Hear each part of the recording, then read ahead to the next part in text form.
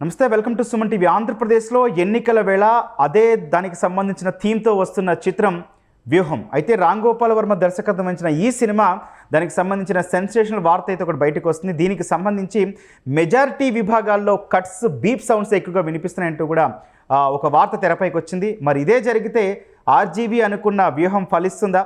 మరి దీని తర్వాత నిర్ణయం ఎట్లా ఉండబోతుంది? దీనిపై మాట్లాడదాం. ప్రస్తుతం మనతో పాటు ఉన్నారు Suman TV news chief editor Keshav గారు. సిఎంఆర్ షాపింగ్ మాల్ మన హైట్ నగర్ లో భాగ్యలతా కమాన్ పక్కన ఫిబ్రవరి 29న ప్రముఖ సినీ తారలచే గొప్ప ప్రారంభం. సార్ నమస్తే. సార్ నమస్తే గౌతమ్. సార్, ఆర్జీవీ 2.0లో నిజంగా బీప్సే రావాల్సిన అవసరం అయితే ఉంది.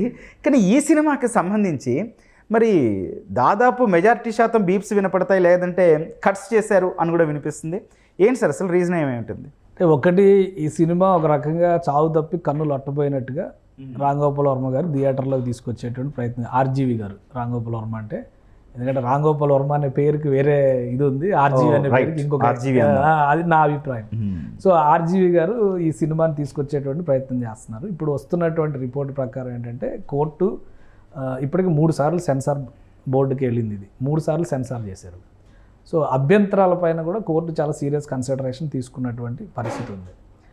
ఆల్మోస్ట్ 22 చోట్ల మ్యూట్లు పెట్టాలి అనేది కోర్టు ఇచ్చినటువంటి డైరెక్షన్.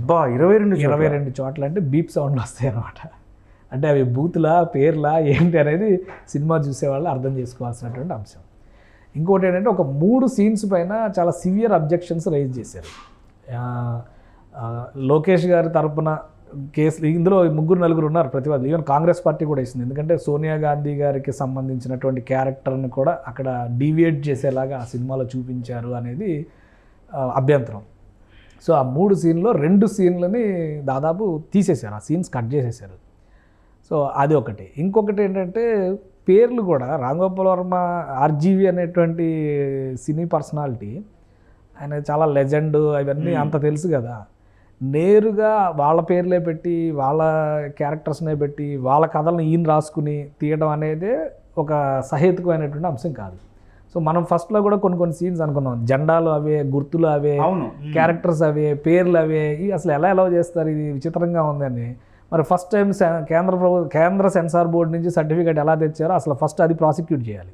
ఆ సర్టిఫికేట్ ఎవరు ఇచ్చారు, అక్కడ ఎంతమంది పెయిడ్ ఆర్టిస్టులు ఉన్నారనేది కూడా బయటికి తీసుకోవాలి కోర్టు నిజానికి. ఎందుకంటే ఏ సినిమా తీసినా కానీ ఎవరైనా ఒక కథని రాసుకునేటువంటి క్రమంలోనే సిమిలారిటీస్ ఉండొచ్చు, కానీ బట్ నేరుగా వాళ్ళ పేర్లే పెట్టి, వాళ్ళనే విమర్శిస్తూ, వాళ్ళనే బూతులు తిడుతూ సినిమాలు తీస్తే ఎక్కడా కూడా అది యాక్సెప్ట్ చేసేది కాదు. అది ఇంటలెక్చువల్ ప్రాపర్టీ కింద రాదు.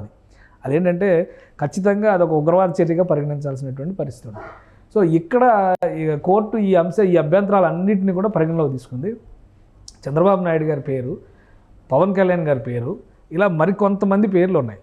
ఆ పేర్లన్నింటినీ కూడా మార్చాల్సిందిగా ఆదేశించినటువంటి పరిస్థితి ఉంది. సో ఈ మార్పులు, చేర్పులు ఇవన్నీ అయిన తర్వాత బహుశా 2వ తారీఖు, ఇప్పుడు 2 సార్లు వాయిదా పడింది సినిమా రిలీజు.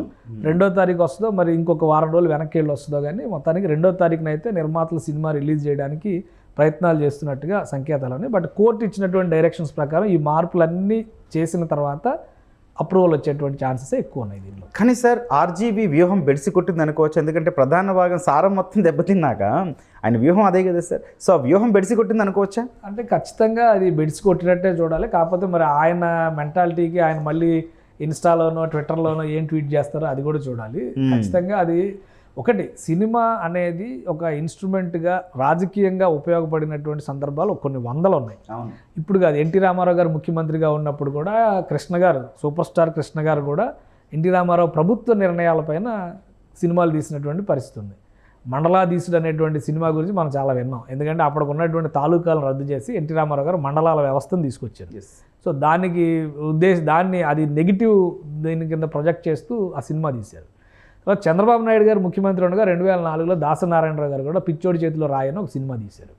అంటే ఒక పొలిటికల్ డెసిషన్స్ని, పాలసీస్ని, విధానపరమైనటువంటి అంశాలను విమర్శించేటువంటి క్రమంలో ఒక క్రిటికల్ అనాలిసిస్ చేసేటువంటి ప్రయత్నం సినిమాకి ఎప్పుడు కూడా ఒక వెసులుబాటు ఉంటుంది.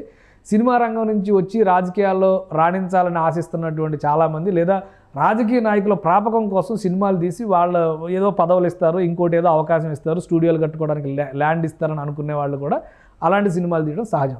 రామ్ గోపాల్ వర్మ గారికి సంబంధించి నాకు పదే అదే పేరు వస్తుంది. ఆర్జీవీ గారికి సంబంధించి ఆయన ఏ ఉద్దేశంతో ఆ సినిమా తీశారో కానీ బట్ అన్నీ కూడా ఎందుకంటే గత అనుభవాలు ఉన్నాయి. గతంలో కడప రాజ్యంలో కమ్మరెడ్లు అనే కమ్మరాజులు అనేది ఒక సినిమా తీశారు. అట్లా దానికి కూడా ఏదో అమ్మరాజ్యంలోని మళ్ళీ మార్పులు చేర్పులు సెన్సార్ బోర్డు సజెస్ట్ చేసి తీశారు. రక్త చరిత్ర అని ఒక సినిమా తీశారు. ఆ సినిమాలో ఊరు పేరును కూడా సెన్సార్ బోర్డుకి పర్మిషన్ ఇచ్చినా కానీ కోర్టులు యాక్సెప్ట్ చేయాలి. అనంతపురం అనేటువంటి పేరుని ఆనందపురం అని మార్చుకొని మళ్ళీ తీసుకురావాల్సి వచ్చినటువంటి పరిస్థితి ఉంది.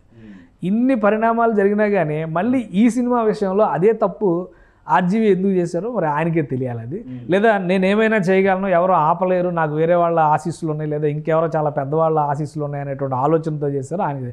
ఏదేమైనా ఈ సినిమా రిలీజ్ అవుద్దా లేదా అనేది పక్కన పెట్టండి. బట్ ఈ సినిమా ఉదంతం మొత్తం కూడా బదనాం చేసింది ఒక రకంగా ఆర్జీవిని. ఆయన తీసుకున్నటువంటి ఇతివృత్తాన్ని, ఆయన ఎవరైతే అద్భుతంగా ప్రొజెక్ట్ చేయాలనుకున్నారో దాన్ని డ్యామేజ్ చేసిందని అనుకోవాల్సి ఉంటుంది. బట్ అభిమానులు ఉంటారు, అభిమానులు యాక్సెప్ట్ చేయొచ్చు, ఆహా భలే తీశారని. అభిమానుల వెర్షన్ ఎలా ఉంటుందంటే మనోడు ఏది చేసినా కరెక్టే అనుకునేటువంటి వెర్షన్ ఉంటుంది. కానీ ఇక్కడ అభిమానులు ఎలాగూ వాళ్ళకే ఓటేస్తారు. న్యూట్రల్స్ని ఇన్ఫ్లుయెన్స్ చేయడానికి సినిమా తీసినప్పుడు యాత్ర 2 సినిమా తీశారు. తను అనుకున్నటువంటి పాయింట్, తను అనుకున్నటువంటి పర్సెప్షన్స్ని ఒక ప్రాపర్ ప్రొఫెషనల్ స్టైల్లో ప్రజెంట్ చేశారు. యాత్ర 1 సినిమా కూడా అద్భుతంగా ఆ క్యారెక్టరైజేషన్ కానీ అది కానీ సినిమా పరంగా కూడా, అంటే రాజకీయాలు పక్కన పెట్టి చూస్తే కూడా నిజంగా మంచి సినిమా అనేటువంటి అభిప్రాయం కలిగించడంలో అక్కడ డైరెక్టర్ డిఫరెన్స్ ఎక్కడ వస్తుంది సార్? యాత్ర సేమ్ అదే థీము, అదే నాయకులు, అయ్యే పేర్లు, కానీ ఇక్కడ ఎందుకు డిఫరెన్స్ వస్తుంది అంటారు మీరు? అంటే ఇక్కడ వాళ్ళు ఉపయోగించినటువంటి సన్నివేశాలు, రాసినటువంటి పదజాలం. ఓకే, ఇప్పుడు యాత్ర 2లో చాలా వరకు బ్యాలెన్స్ పాటించారు. యాత్ర 2 సినిమాలో, యాత్ర 1లో కూడా అంతే. ఎవరి రాజకీయం వాళ్ళ పర్సెప్షన్. ఇప్పుడు Congress party ideology Congress party ఉంటుంది, వైఎస్ఆర్ కాంగ్రెస్ ఐడియాలజీ వైఎస్ఆర్ కాంగ్రెస్ ఉంటుంది, తెలుగుదేశం ఐడియాలజీ తెలుగుదేశం పార్టీకి ఉంటుంది. కానీ వీళ్ళని గొప్పగా చూపించేటువంటి క్రమంలో వాళ్ళ మీద బురద చల్లాల్సినటువంటి అవసరం లేదు కదా. వీళ్ళ నిర్ణయాల్లో, వీళ్ళ విధానాల్లో ఉన్నటువంటి గొప్ప విషయాలు ఏంటో అది ప్రజెంట్ చేసుకుంటే సరిపోద్ది. యాత్ర సినిమాలో చాలా వరకు అది జరిగింది. అలానే అవకాశం ఉన్న చోట చాలా వెరీ లిమిటెడ్ స్పేస్లో ప్రతిపక్షం తీసుకున్నటువంటి నిర్ణయాలను విమర్శించారు. సో అది ఒక సున్నితమైనటువంటి హెచ్చరిక, వ్యంగ్యం కావచ్చు, విమర్శ కావచ్చు. దాన్ని కొంతవరకు ఆస్వాదించడానికి కూడా అవకాశం ఉంటుంది. కానీ ఇది ఏంటంటే వెకిలి అనమాట. ఇది నేనేమనుకుంటున్నానో నీ ఇంటర్ప్రిటేషన్లో నువ్వు రాసేసి నా బొమ్మ, నా పేరు, నా క్యారెక్టర్ పెడితే అది క్రియేటివిటీ అవ్వదు కదా. రైట్. సో ఆ దివాలా కోరుతనం ఇందులో ఉంది. అందుకే ఇన్నిసార్లు కోర్టు ముందరకు వెళ్ళడం, ఇన్ని కట్టింగ్స్ పెట్టడం, ఇన్ని మ్యూట్లు పెట్టడం, ఇవన్నీ జరుగుతున్నాయి అంటే కారణం ఏంటంటే ఆ సినిమా నిర్మాతలు, సినిమా క్రియేటర్స్ ఎవరైతే ఉన్నారో వాళ్ళందరూ ఆలోచించుకోవాల్సినటువంటి అంశం. రైట్. సినిమా రిలీజ్ అవుతుంది, బహుశా ఇవన్నీ యాక్సెప్ట్ చేసిన తర్వాత రిలీజ్ అవ్వచ్చు. కానీ ఏంటంటే ఇలాంటివి తీసేటప్పుడు ఆశించిన ప్రయోజనం నెరవేరడం కూడా ముఖ్యం. రైట్. ఆ ప్రయోజనం నెరవేరకపోగా అది రివర్స్ రిజల్ట్ వచ్చేటువంటి పరిస్థితులు ఉంటే కనుక మళ్ళీ ఆలోచించుకోవాల్సి వస్తుంది. ఇదే సినిమా లాస్ట్ టైం ఎక్స్పీరియన్స్ని దృష్టిలో పెట్టుకుని తెలుగుదేశం పార్టీ వాళ్ళు కూడా తీయొచ్చు కదా. వాళ్ళు కూడా ఒక 2 క్యారెక్టర్లను పెట్టి వాళ్ళు అనుకున్న టైటిల్స్ 4 పెట్టి ఏదో తీయొచ్చు కదా. ఎందుకు తీలే? ఏదో అది అనవసరమైనటువంటి రచ్చ తప్పితే అది బురద మనం అంటించుకోవడం అనవసరం అని అనుకుని ఉండొచ్చు కదా. సో ప్రతి పార్టీకి ఉంటుంది కదా అదే ఈక్వేషన్. అసలు పవన్ కళ్యాణ్ అంటేనే పవర్ స్టార్ కదా, ఆయన ఎందుకు తీయకూడదు? ఇప్పుడు ఆయన విమర్శిస్తున్నంత స్థాయిలో వేరే వాళ్ళు ఎవరిని విమర్శించట్లేదు కదా. ఆయన పేరు వినగానే పూనకాలు వస్తున్నాయి కదా కొంతమందికి.